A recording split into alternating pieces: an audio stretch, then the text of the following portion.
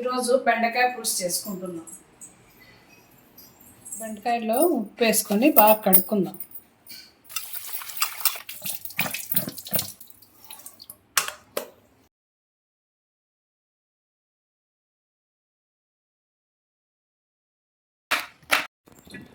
బెండకాయ కట్ చేసుకున్నాం కదా, ఇప్పుడు మనం తిరువాతలో వేసుకుందాము.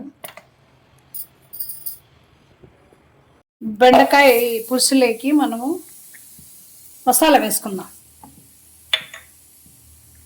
ధనియాల పొడి, మిరప్పొడి, జీలకర్ర, టమోటాలు, ఎర్రగడ్డ, తెల్లగడ్డలు, గింజలు, పసుపు, తగినంత ఉప్పు, చింతపండు.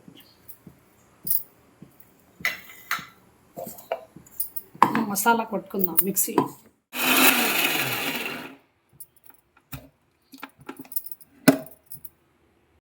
నూనె వేసుకుందాం.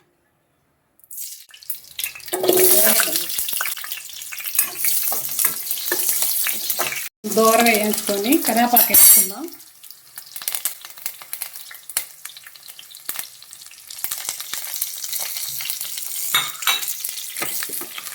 మసాలా వేసుకుందాం.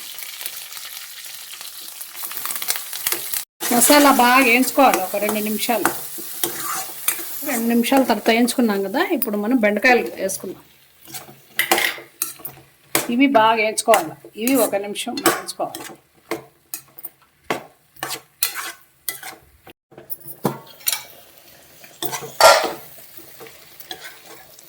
బెండకాయలు ఇలా మగ్గాలి బాగా. ఇప్పుడు మసాలా నీళ్ళు వేసుకుందాం.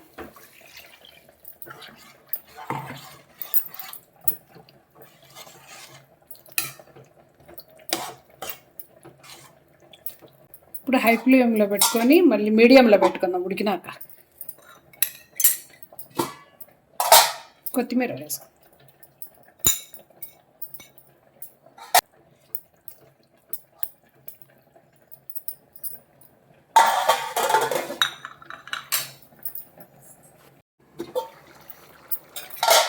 మనం చేసుకున్న బెండకాయ పులుసు రెడీ.